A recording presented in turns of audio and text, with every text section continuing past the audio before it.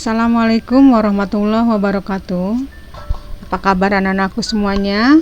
Semoga pertemuan kita kali ini semua dalam keadaan baik-baik saja. Selamat bertemu lagi dengan saya untuk membahas lanjutan dari sistem reproduksi manusia. Kali ini saya akan membahas tentang siklus menstruasi dan gestasi atau kehamilan.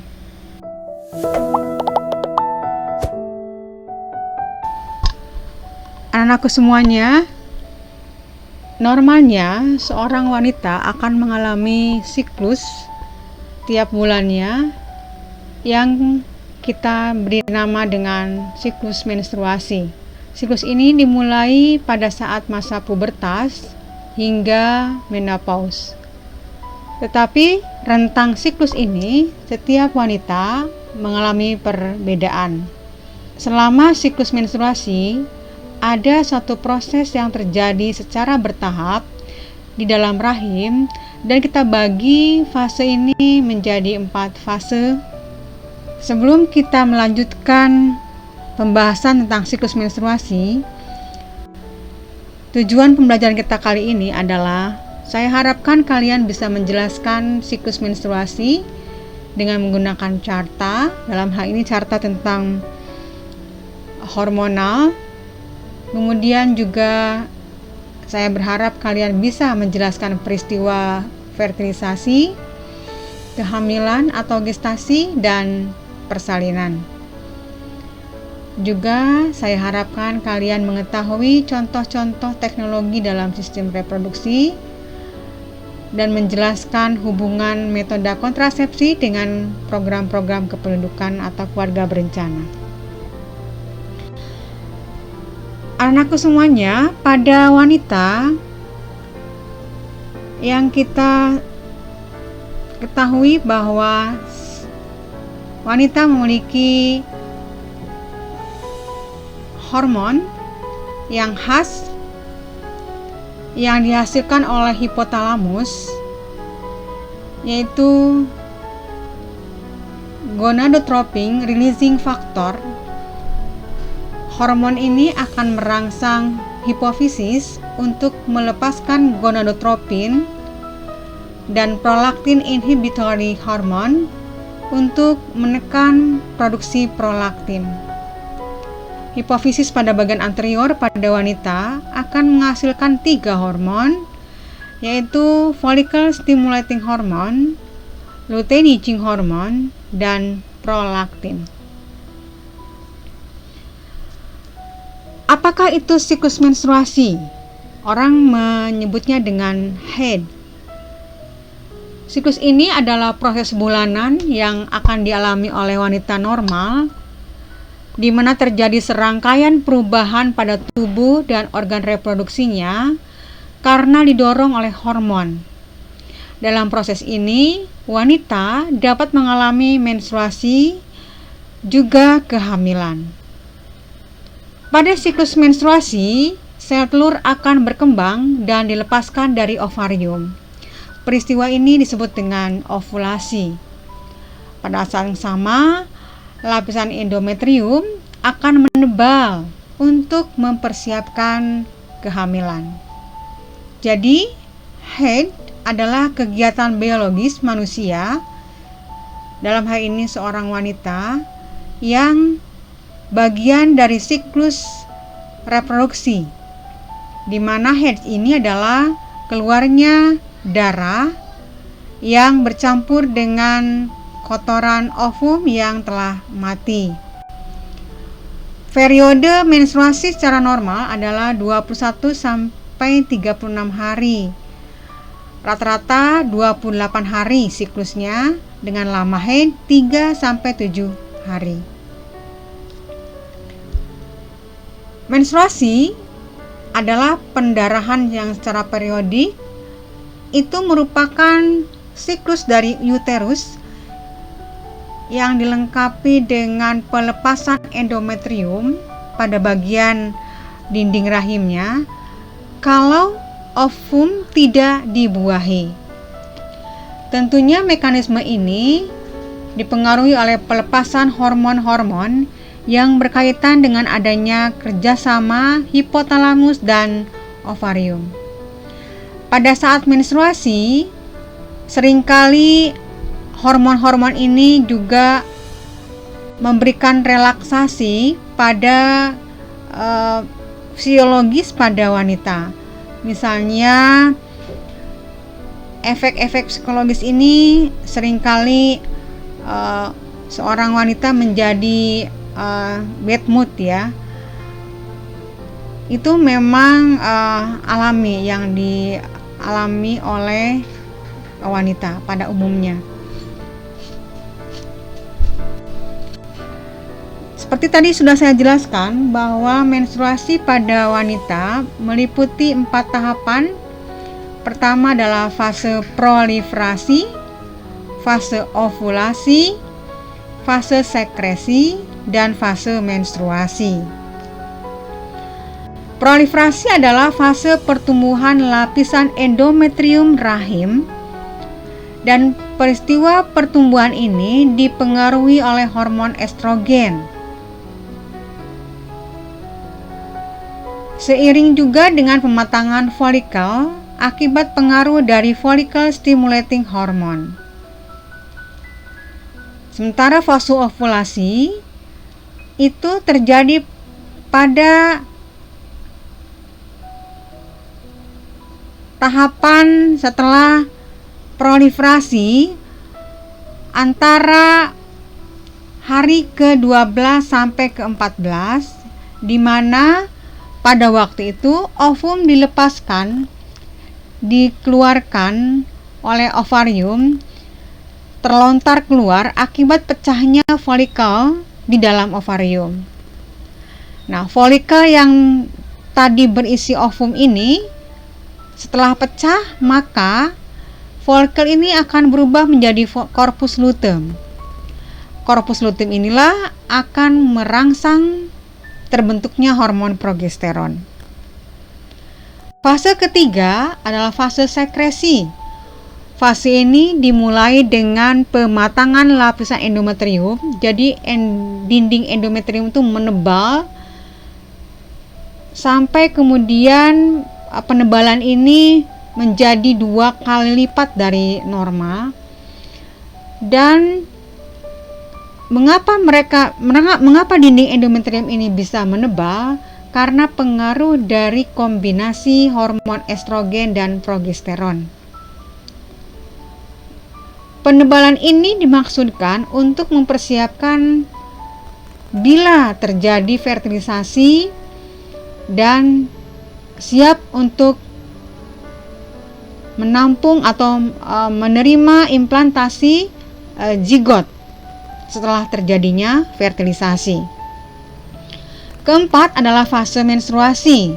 Saat ini estrogen dan progesteron menurun drastis akibat dari sel telur yang tidak dibuahi. Responnya, dinding endometrium tidak bisa dipertahankan. Nah, akhirnya menjadi hancur, rontok, dan mengalami pendarahan. Fase yang kita sebutkan tadi adalah fase-fase yang akan dialami oleh wanita ketika dia menghasilkan sel telur sampai kemudian terjadinya menstruasi. Anak-anakku sekalian, tadi Ibu jelaskan bahwa sel telur dikelilingi oleh folikel. Jadi folikel ini adalah mengelilingi sel telur. Ini folikel mengelilingi sel telur. Dan kita tahu bahwa sel telur yang di dalam folikel ini belum matang.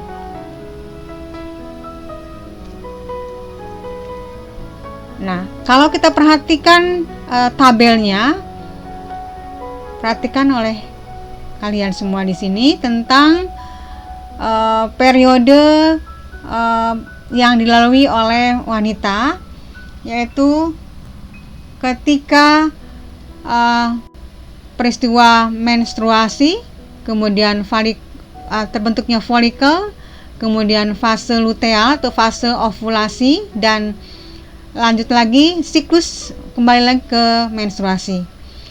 Jadi, bila tidak terjadi fertilisasi atau ovum tidak dibuahi, maka corpus luteum akan berubah menjadi corpus albicans.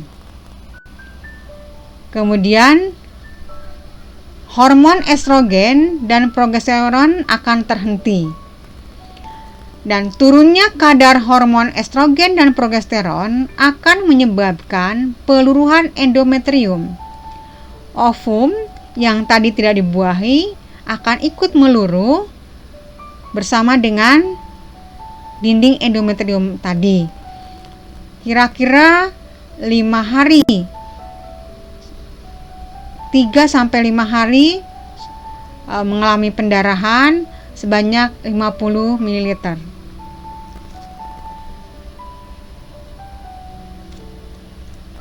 Nah, fase praovulasi tadi saya jelaskan bahwa pada bagian hipotalamus dia mengeluarkan hormon gonadotropin yang akan merangsang hipofisis untuk mengeluarkan follicle stimulating hormone.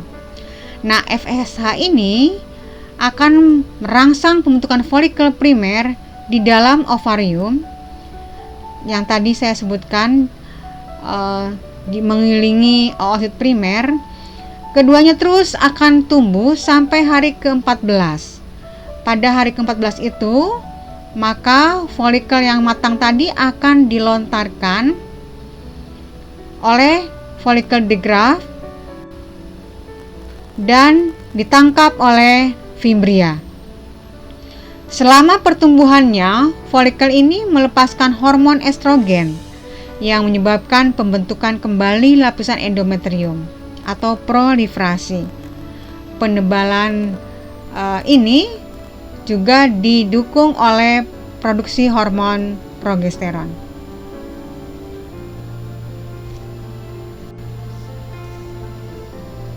Peristiwa fertilisasi akan terjadi bila sperma berhasil masuk ke dalam saluran reproduksi wanita setelah dia diejakulasikan oleh penis melalui kontraksi otot polos pada penis.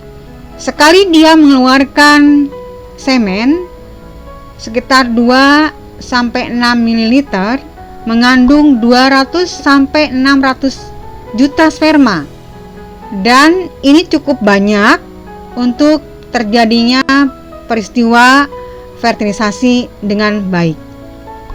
Kita tahu bahwa sperma, tadi kalian perhatikan sperma ini bentuknya memiliki flagel. Flagel ini bersifat motile, bersifat bergerak untuk membantu pergerakan sperma agar sampai ke dalam sel telur. Sperma juga dilindungi dengan akrosom, akrosom yang mengandung banyak enzim. Pada bagian ini, akrosom mampu mengeluarkan beberapa enzim agar dia bisa membuahi sel telur. Di antaranya adalah enzim hyaluronid. Fertilisasi terjadi setelah oosit sekunder yang mengandung ovum dibuahi oleh sperma. Sperma dilindungi oleh akrosom, di mana akrosom ini mampu mengeluarkan enzim untuk membantu sperma bisa membuahi sel telur. Kita tahu bahwa enzim ini juga mampu menghancurkan hyaluronid pada korona radiata sel telur. juga menghancurkan glikoprotein pada zona pelusidanya, juga antifertilizin yang menyebabkan sperma dapat melekat kuat pada oosit sekunder sehingga mampu melakukan penetrasi, mengeluarkan kromosomnya sehingga bergabung dengan sel telur. Kita tahu bahwa sel telur dilindungi oleh lapisan yang cukup tebal, tetapi dengan kemampuan yang tadi saya sebutkan bahwa akrosom mampu untuk menghasilkan banyak enzim sehingga membuat sperm ini bisa melunakkan bagian terluar dari sel telur, yang akhirnya enzim ini mampu menghancurkan dinding terluar sel telur. Pada saat itu, ketika dia berhasil masuk, maka dia akan mengeluarkan kromosomnya untuk bersatu dengan kromosom yang ada pada sel telur. Keduanya haploid, sperma kromosomnya haploid dan sel telur kromosomnya haploid. Nah, kalau mereka bergabung, maka mereka akan menjadi diploid sel. Peristiwa ini terjadi setelah fertilisasi. Bagaimana perjalanan ovum setelah dia dilepaskan oleh ovarium? Jadi fertilisasi terjadi sekitar 2/3 tuba falopi. Setelah terjadi fertilisasi, maka disebutlah dengan zigot. Zigot akan membelah berkali-kali dari mulai morula, blastula, gastrula sampai dia mengalami implantasi di dalam dinding endometrium.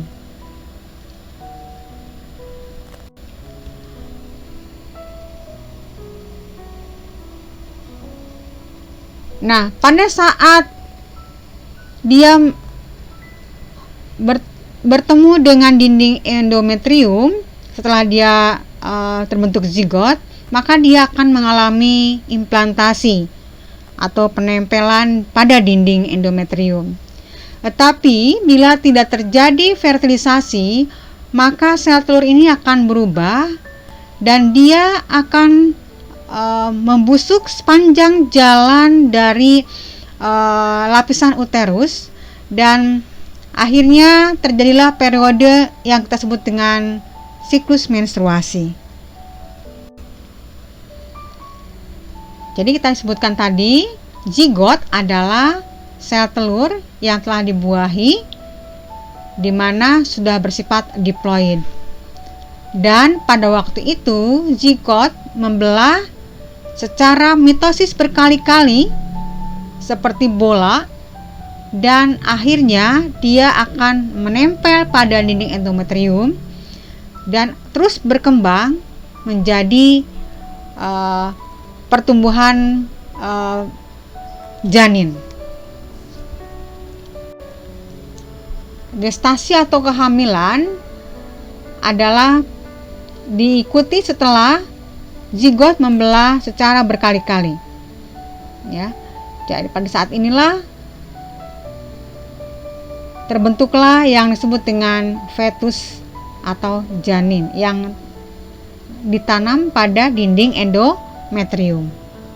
Ini dinding endometrium. Ini fetusnya. Usia 21 sampai 22 hari, maka sudah terbentuklah plasenta yang menghubungkan janin atau fetus dengan nutrisi yang terbentuk antara ibu dengan calon bayinya. Perhatikan oleh kalian di sini bagaimana sel telur setelah dibuahi, ya, dari mulai fertilisasi terbentuklah 2 sel zigot, 4 sel zigot, 8 sel zigot, terbentuklah morula, kemudian terbentuklah blastula, sampai kemudian bentuklah zigot dan dia menempel pada endometrium tadi. Ya, kemudian dia akan terspesialisasi menjadi organ-organ seperti hati, otak, dan seterusnya. Usia 4 minggu, demikian perkembangan janin dalam tubuh seorang ibu, dan sampai usia 9 bulan.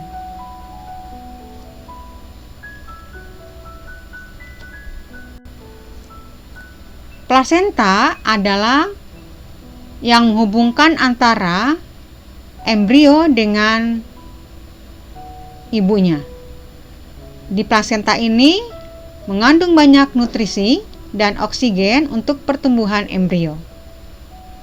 Tetapi juga dia mampu mengeliminasi sampah seperti karbon dioksida.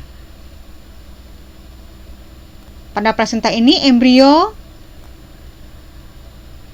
juga melakukan peristiwa respirasi dan sekresi.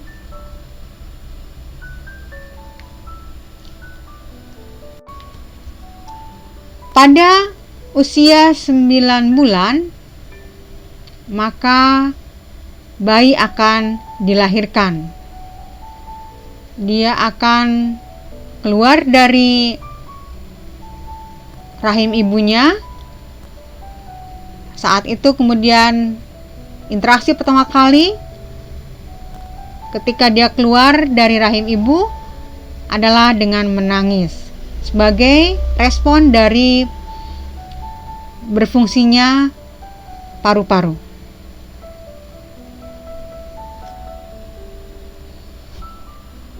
Ya. Berikut gestasi pada manusia. Dioramanya.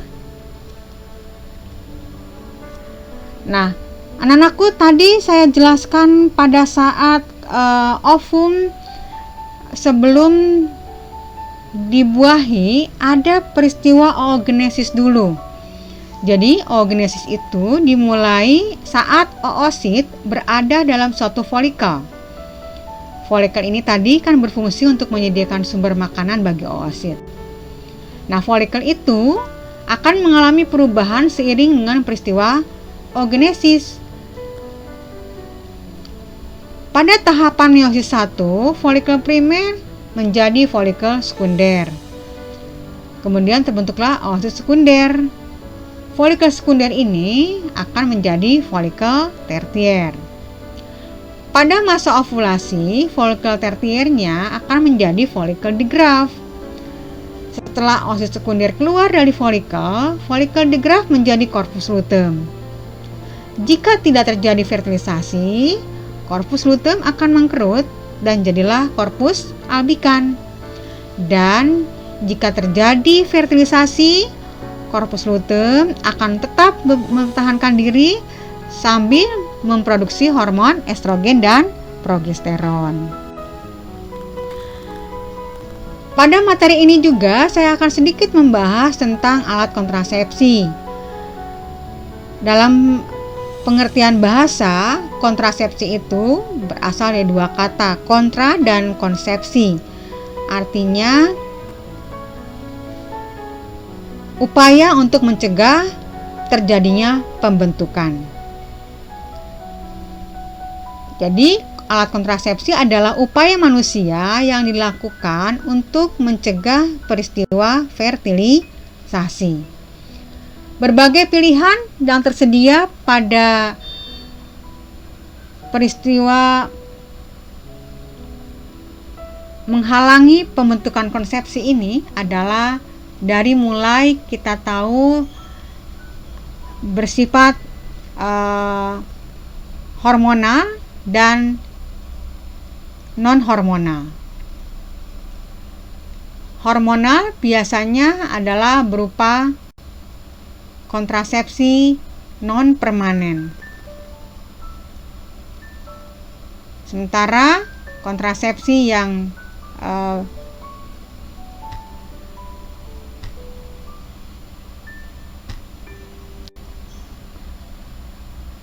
permanen diantaranya adalah dengan yang kita sebut vasektomi, pemutusan vas deferens, dan tubektomi, pemutusan atau pengikatan tuba falopi.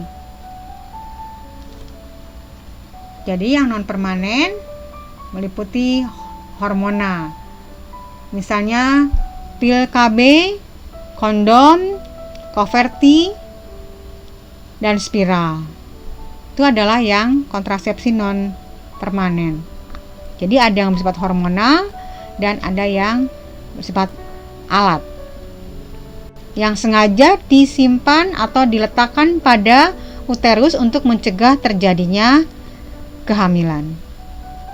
Kalau hormonal itu diberikan pada wanita biasanya untuk mencegah terjadinya penebalan dinding rahim atau mencegah terjadinya ovulasi. Jadi dihambat peristiwa ovulasinya sehingga sel telurnya tidak sempat dewasa. Alhasil kalau sel telur tidak dewasa, maka dia tidak akan pernah bisa dibuahi oleh sel sperma. Terakhir dari materi kita adalah gangguan pada sistem reproduksi wanita. Ada banyak sekali di sini, tapi Ibu akan bahas sedikit saja. Di antaranya adalah ada beberapa wanita yang tidak mengalami peristiwa menstruasi sampai usia 17 tahun. Atau ada yang mengalami menstruasinya tidak teratur. Kita sebut dengan eminor sekunder. Jadi dia kadang-kadang 3-6 bulan sekali saja untuk menstruasi. Gangguan yang lain yang sering terjadi pada wanita adalah kanker genitalia. Mungkin kanker ini akan terjadi pada proliferasi yang tak terkendali pada vagina, pada serviknya, atau pada gerbang kelahirannya, atau pada ovariumnya. Gangguan yang sering juga menjangkiti pada wanita adalah jaringan endometrium yang berada di luar uterus, sehingga ketika dia mengalami menstruasi, dia akan mengalami sakit yang luar biasa. Orang menyebutnya dengan endometriosis. Infeksi vagina itu biasa terjadi pada wanita juga, ditandai dengan keputihan atau gatal-gatal, dan ini biasanya akibat karena sanitasinya kurang baik sehingga bisa diganggu oleh kehadiran jamur atau bakteri. Yang berbahaya adalah penyakit kelamin yang disebabkan oleh bakteri yang kita kenal dengan sifilis. Pada waktu ini orang yang terinfeksi bakteri ini akan terlihat luka pada alat kelamin atau pada bagian rektumnya, pada bagian bibir dari vagina, dan akhirnya akan mengakibatkan bercak-bercak di seluruh tubuh, bahkan ditandai dengan tulang dan sendi yang nyeri pada tubuh kita, khususnya pada tangan dan telapak kaki. Ini bisa diobati dengan penggunaan antibiotika yang tepat yang akan diresepkan oleh dokter. Gonorrhea dan kencing nanah juga demikian. Ya, ini juga disebabkan oleh bakteri. Ini tandai dengan keluarnya cairan seperti nanah pada saluran kelamin. Kalau herpes genitalia itu adalah disebabkan oleh virus herpes simplex. Saat orang yang terkena infeksi ini, gejalanya seperti terbakar, ada bintil-bintil dan panas serta panas di daerah kelamin seperti luka terbakar, melepuh. Ini sangat berbahaya karena bisa mengakibatkan cacat pada bayi kalau orang itu saat terkena penyakit ini dalam keadaan hamil. Reproduksi pada hewan yang kita tahu diantaranya adalah ada fertilisasi secara eksternal dan internal. eksternal adalah si jantan dan betinanya mengeluarkan sel telur dan spermanya di luar tubuhnya dan mereka fertilasi di luar tubuhnya. Seperti pada katak ini adalah fertilasi eksternal. Yang fertilasi internal seperti pada manusia, yang jantan mengeluarkan sperma di dalam betinanya dan terbentuklah sel telur yang mengalami fertilisasi dan pada peristiwa ini untuk contoh reptil atau kura-kura, dia fertilisasinya internal ya, dan pematangan sel telurnya di luar tubuh sehingga mereka matangnya setelah di luar tubuh induknya. Setelah dierami baru kemudian dia akan menetas. Contohnya pada reptil dan burung. Kalau reproduksi pada invertebrata yang kita tahu misalnya kupu-kupu, nyamuk, lebah, mereka mengalami pembuahan internal tetapi pematangannya di luar dan mereka mengalami yang tersebut dengan metamorfosis.